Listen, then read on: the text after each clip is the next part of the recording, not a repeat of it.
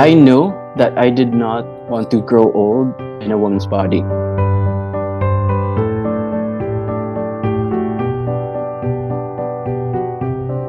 Fact, nagkaroon ako ng girlfriend noong high school. Ngayon, na-realize ko, pinurso ko siya kasi sobrang ako nagagandahan sa kanya and I want to be like her.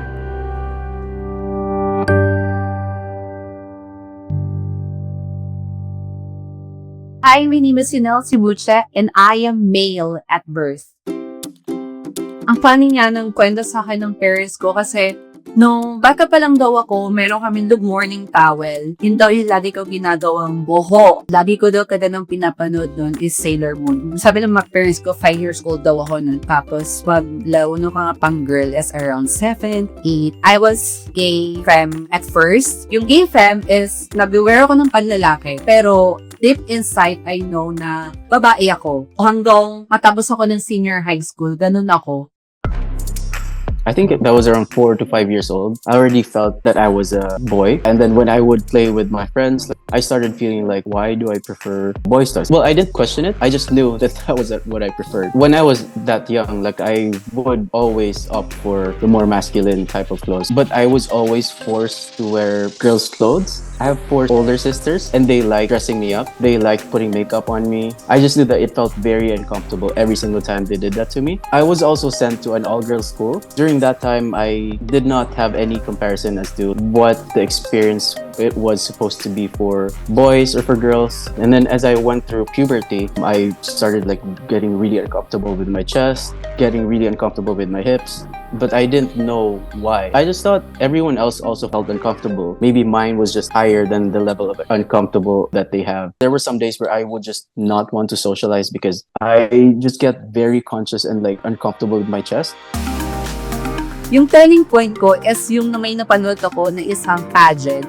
Sinabi ko sa sarili ko na I want to look like them. I want to have that body. I want to have that long hair. To walk in that stage with high heels, with glittering gown. At that very moment, I realized, paano ko kaya ito ma-achieve? I asked my parents if allow ba ako magsuot ng pang-girl, if allow ba ako na express ko fully yung sarili ko. Wala ring violent reaction from them. The very first na pambabaeng nasuot ko is binili ng parents ko. Actually, wala kasi ako talagang coming out. Sadyang anticipate talaga ng parents ko na yun yung journey na tatahakin ko na gusto ko maging girl. I started identifying as a trans person when I was 18. The group of friends I had, some of them were a bit butch. I thought we were practically the same because they also dressed masculinely. They also liked girls and all that. But for some reason, there was that line wherein I was not comfortable with my body, but they were. That's when I started researching. During that time, I think we all knew who what trans women were, but we had no idea that trans men also existed. And then I came across a blog called Soji. And that's when I started realizing and learning that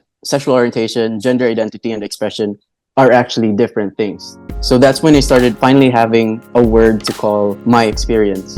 When I saw what a trans person was, this is the exact word for myself. A trans woman is a woman who was assigned male at birth. A trans man is a man who was assigned female at birth. I've always known this was my experience. I just did not have the language to say that I was trans. And then I did not tell anyone yet because that time there was a lot of stigma with the term transgender. Para siyang freak. People knew trans women but they didn't call them trans women. They just called them bayot or bakla pa rin na nag-hormones, ganun. Nag-start kasi ako ng pageantry 15. Sali ako ng sali pero lagi akong natatalo. Not because I didn't perform well, but because hindi ako ganun kadanda at hindi ganun ka-feminine yung katawan ko, unlike kung i-compare mo dun sa other candidates. I asked my very friend kung ano yung mga ginagawa at ano yung iniinom niya. Siya talaga mukhang babae na talaga. During that time, I take oral contraceptive pills. Medyo nag-align yung kagustuhan kong katawan, kagustuhan kong softness. I know there is talaga. Pinupurso ko pa rin siya kasi ang mahal ng mga nire-recommend talaga ng mga doktor. Pure estrogen. Ang cost niya ay nasa 500 to 600 in a month's time. The androgen blockers naman ay isang tablet niya It's more or less 150 to 200 no per tablet. Yung baseline laboratories mo, and that's very very essential no yung mga diagnostics labs. Yung range niya ay nasa 4,000 to 9,000 yan no executive panel, but yung sa hormones ay nasa 4,000 more or less no yung para lang maalam yung hormone levels mo. I had a classmate in college. She was a trans woman. And then I asked her, like, how did you actually do what you did? She was like, go find Facebook groups. And I found group based in the Philippines. But when I saw the list of guys, apparently one of those guys was someone that I met. I was basically asking him if there were any trans men or how to actually go about medically transitioning in Cebu. At first, obviously, like, I was scared as well. Siyempre, we're dealing with medication, diba? This was a very common misconception back then. Like, we would think that it causes cancer, right? But as I actually started educating myself more and more, and I read through the literature and all the studies about it, it actually does not. So the very first person I talked to about it was my girlfriend at the time, now my fiance. She was very supportive about it. Like, she didn't question me. She didn't tell me it was wrong or anything. Gave her 100% support. So I waited until we could find an actual doctor who was trans friendly and who was willing to monitor it. That's actually why it took me a while to start my medical transition. Besides also saving for it, mainly also to show to my family that I'm not just like trying something out. I'm actually doing it safely, and I'm doing it for myself because I felt that it was really what I needed. So I come from a big family.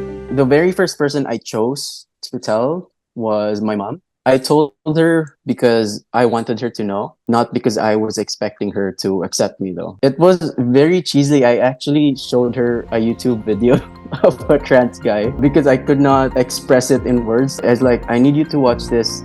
This is exactly how I am or who I am. She told me that it was just a phase. I forgot her exact words, but in Bisaya, she said, "Nagpadara kasi mong utok," something like that. I didn't actually speak to her for like 2 weeks.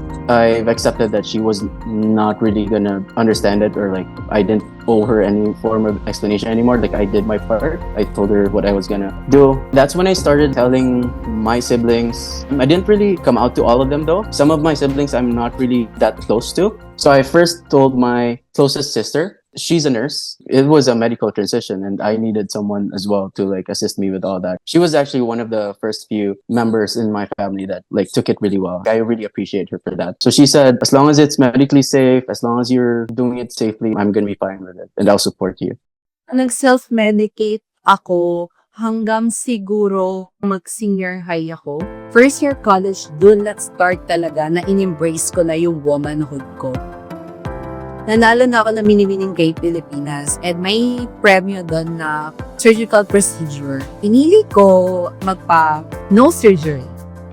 It's not cheap to have that transition. For the nose, it varies, no? From 50, 85 to 175,000 for the nose that they want. Sa pageantry kasi, I feel na I am a woman. I dress as a woman, I act as a woman, tinitreat nila ako as a woman, na parang sarap makita na yung dinidream mo na maging ikaw is nagagawa mo siya in front of many people. Dumadayo kami ng provinces, dumadayo kami ng iba't ibang lugar kapag may fiesta, kapag invitational. And during my college talaga, pumapasok ako na walang tulog, pumapasok ako ng may makeup pa, doon ako sa school magbobara nun. At gumagawa ako ng thesis during my college habang naka-break ako nung pageant because aside na gusto ko siyang gawin, gusto ko siyang passion, naging bread and butter ko talaga siya nung college. I'm proud to say na dahil sa pagpa-pageant, natulungan ko yung sarili ko aside from the scholarship na nakukuha ko dun sa university. Dun ko nakukuha yung income, dun ko nakukuha yung mga gastusin ko sa araw-araw. And nakapagbigay pa ako sa parents ko kasi hindi naman ganito naka-well-off yung parents ko. Hindi ako totally na-ridiculed na kung yung mga napapanood natin sa mga TV programs like inaasat talaga na sa kalsada or what. Pero I received so much backhanded compliments na magaling nangyari kaso, lagi may kaso. So I started my transition when I was in university. What I have is the intramuscular injection. Intramuscular injections was the one that was most accessible to us as well and most recommended. I remember the very first day I had my shot, I was super excited. I have never felt that level of happiness like ever. The fact that I started something I knew was really going to change my life forever. During the early months of my medical transition, at some point, I started looking like a 13-year-old boy. I was an intern as a physical therapist. When I would handle patients, like they'd be surprised why a young teenager would be treating them. And then in those times, I had to explain to them that I'm trans and all that. I wish I didn't have to explain and have to tell them my life story though, but just to do my job. But I understood that it was necessary at the time. In general, it wasn't really the best experience for me. There's a need for our society to be sensitized. Gumagawa tayo ng SOGIE sensitivity trainings para alam nila yung pinagdadaanan natin. Alam nila kung saan tayo nanggagaling. Philippine society forgets that in pre-colonial Philippines, we used to be very gender diverse. Trans women and women used to be healers and warriors and councils of the Datu back in the day. We forgot about that. No, third year college, doon na lang ako nagpa-breast surgery. Sobrang kagalit. Bago pa ako ma-operahan. Number 1, pandemic. Pangalawa, may nakita sa lungs ko ng mga tiny spots. Yun yung history ko kasi na asthma na kapag na-trigger daw ngayon, sobra yung itotol sa pagkatao ko. To be honest, hindi ako natakot. Mas naninibabaw sa akin talaga yung pursue of, yung love ko na maging isang babae. Na ito na yung step ko to womanhood. Wala yung parents ko kasi di talaga sila pumayan. Nagpa-breast surgery ako. Pag-uwi ko, I have these boobies na. And nagulat na lang siya. Pero ang initial reaction niya, nagalit ko. Kasi nga takot siya dun sa health condition ko ngayong nakitang tiny spots dun sa lungs ko. Pero when it comes to yun nga surgeries and all naman, natanggap din naman yet. Basta so kasama na I am okay at the current state. Push! Breast surgery, it really depends on the brand, around 180 to 250,000 depending on the implant na gagamitin. For fillers, let's say, usually kasi 1 ml fillers around 20K, sometimes 25, depending also on how many yung gagamitin. And then Botox, of course, ranges on the brand. So it really depends. So parang it's not a one thing na they really have to allot a budget. But mind you, ano naman it's, you don't need to do all at the same time. Aside from nose surgery, breast surgery, nakambalift filler din ako para magkaroon lang ng texture at magkaroon lang ng shape yung labi ko. Aside from that, wala na ako pinagawang iba sa mukha ko. Ang galing ng mother ko, diba? Ang parents ko. But right now, through the Trans Health Philippines, nagkaroon ako ng medically guided na hormonal replacement therapy. I believe na kung di ko man siya nararanasan ngayon, yung mga risks, sooner or later, alam ko, sarili ko talaga, mararanasan ko siya. I've heard so many life experiences sa mga trans sisters namin.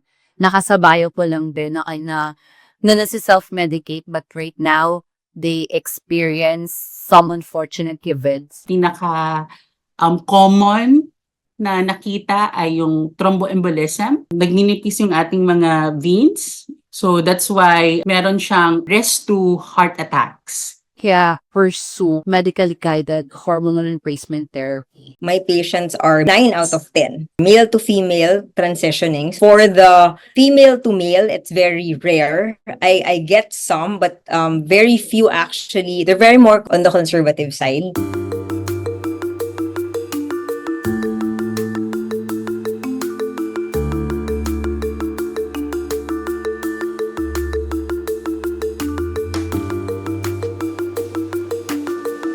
I had my top surgery as well. I remember the first time I actually looked in the mirror when I was at least like 80% healed. That was the first time that I actually finally started seeing my actual self in the mirror. So this is how my chest looks like. I could not explain the happiness I also felt.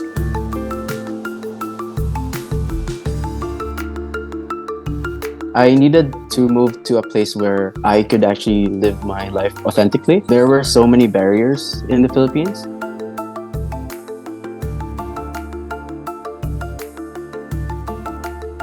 I pretty much hope that this is the letter of approval for my name change here in BC, Canada. I knew that I could not live my life having to always explain myself, especially when legal documents are involved. This letter will confirm that your legal change of name application has been completed. Like, I remember back when I haven't had my name and gender marker corrected yet. Every single time that my legal documents were used, especially in the Philippines, I'd either get a certain look or a confused look, or I am asked where the person in the document is. Cisgender never have to explain themselves like this. Why can't I have that too? It felt absolutely necessary for me. I finally got my new BC ID. So that is the government ID that I have. The number one question that you should not ask a trans person is to ask about their dead name or their birth name. It's just not appropriate. The gender marker is actually, it's very simple here. Like, you simply just have to submit the document. This is in Canada, but it's not really honored in the Philippines though.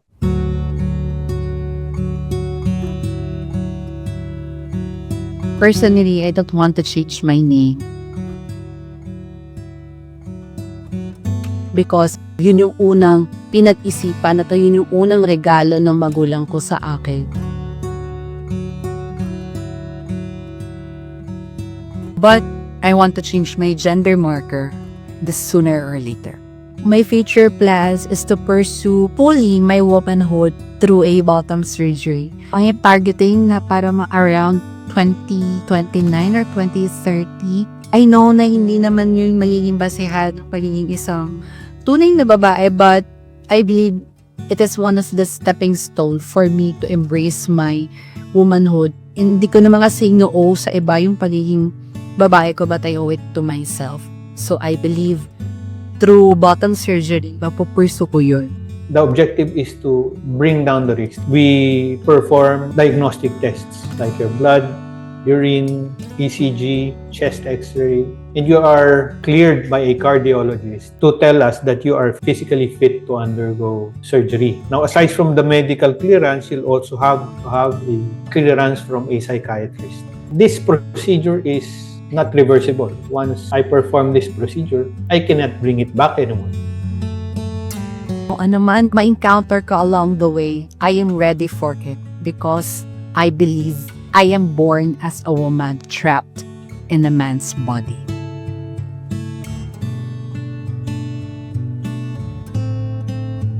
I still do take testosterone at this point because my body isn't able to produce it enough internally. What my doctor said, look, as long as my blood works regularly and everything is normal and I generally live healthy lifestyle, I don't have to worry about anything. At the end of the day, just like have yourself monitored by a medical professional because they will know what to do. It's also important for us to have relatives, family, friends. It's not going to be an easy task having this kind of transition, and thus your support group will be a big factor. My fiance, she's been amazing. She's been the best support system I've ever had. First boyfriend ko, alam niya na hindi ako babae, pero every time na nakikita niya ako, tinitreat niya ako as a woman kasi nakikita niya ako as his. Nothing more, nothing less. Transitioning doesn't always mean just medical. There's also social transitioning, there's also legal transitioning, there's also physical transitioning. Not all trans people transition. Not all take hormones. Not all do top surgery or bottom surgery. And also, it's wrong to think that there is an endpoint to a transition. Transitioning is a journey. It's very personal and it's different case to case. It definitely let me live the life that I have always seen myself as. Let me be the person that I've always seen myself as. And that's what actually contributed to building my confidence. And now, instead of focusing so much on all the things that was making me uncomfortable, because those things are not non-existent anymore, I can finally just focus on living my life, making a career, being myself, and spending time with my loved ones. So it has made a huge difference in my life. We transgender are more than what is between our legs or what you see in your naked eye. We are purposeful. we can be what we want and we can do things na ginagawa ng babae at lalaki. I hope we can build a world where everyone can live authentically, free from fear and prejudice. May not seem like it, but your actions and words actually have the power to create a more inclusive space for people.